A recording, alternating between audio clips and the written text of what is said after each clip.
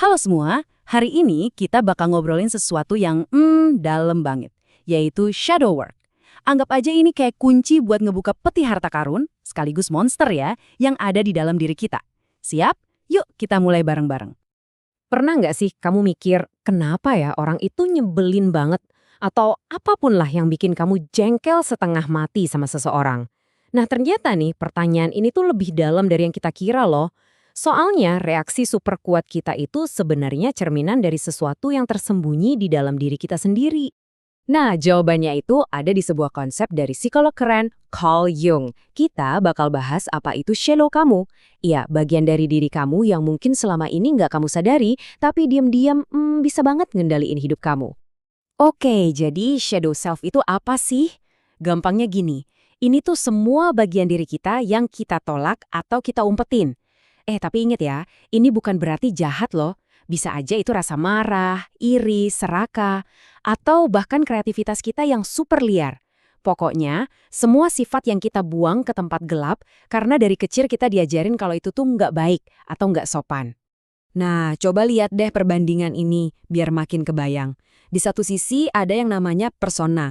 Anggap aja ini topeng sosial kita. Sisi baik yang kita pamerin ke dunia, biar diterima dan dipuji. Keren kan? Nah, di sisi lain ada shadow. Semua yang kita sembunyiin karena malu.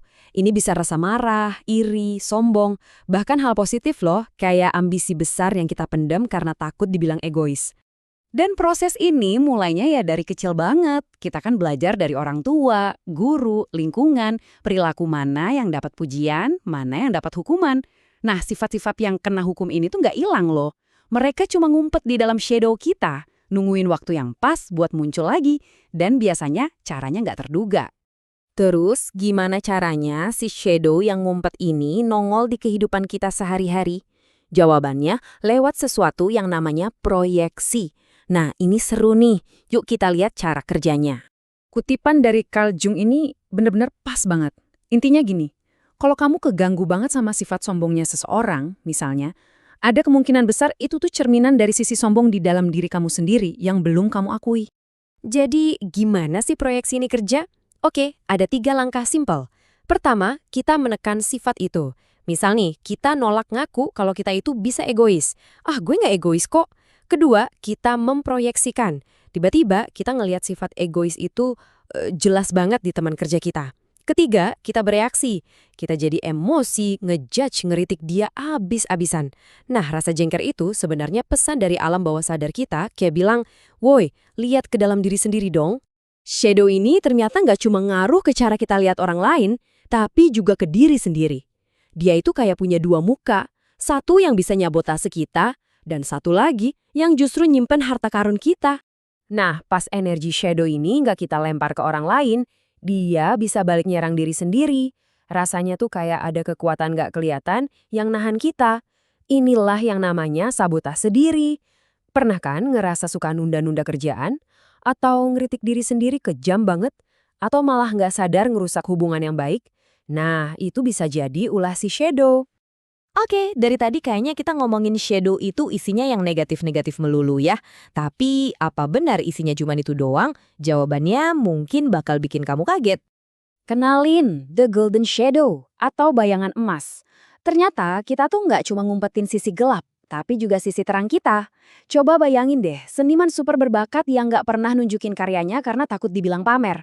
Atau seorang pemimpin alami yang selalu nolak tanggung jawab karena diajarin buat rendah hati aja. Nah, itulah emas yang tersembunyi di dalam diri kita.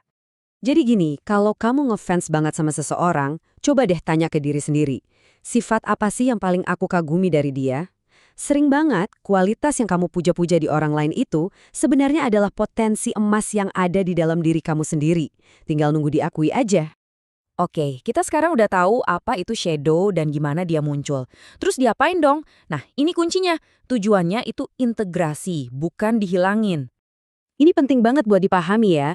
Tujuan shadow work itu bukan buat ngehancurin atau ngilangin bagian dari diri kamu. Bukan perang. Justru sebaliknya, tujuannya itu integrasi. Jadi kita kayak nyamput pulang semua bagian diri kita yang hilang, yang gelap maupun yang emas. Supaya kita jadi pribadi yang lebih utuh. Terus, gimana cara mulainya? Mungkin kedengarannya ribet ya. Tapi tenang. Langkah pertamanya itu sebenarnya simple banget. Kamu nggak perlu jadi psikolog kok. Cuma butuh satu hal. Kemauan buat jujur sama diri sendiri. Oke, ini dia 3 cara praktis buat mulai. 1. Perhatiin pemicu kamu. Pas kamu lagi kesel banget sama orang, coba stop dulu bentar. Sifat apa sih yang sebenarnya bikin kamu keganggu? 2. Tulis di jurnal. Nulis itu ngebantu banget buat ngolah perasaan tanpa ngejudge. Tanya ke diri sendiri, kapan ya gue pernah kayak gini? Atau dalam situasi apa ya gue bisa kayak gini? 3. Latih kejujuran radikal. Artinya, terima aja kalau sebagai manusia, kita semua punya potensi buat jadi pahlawan, sekaligus jadi penjahat. Dengan ngelakuin langkah-langkah tadi secara konsisten, kita pelan-pelan bergerak ke tujuan akhirnya, yaitu menjadi diri yang utuh. Emang apa sih artinya? Dalam ilmunya Jung, proses ini disebut individuasi. Anggap aja ini perjalanan seumur hidup buat nyatuin semua potongan puzzle diri kita. Tujuannya?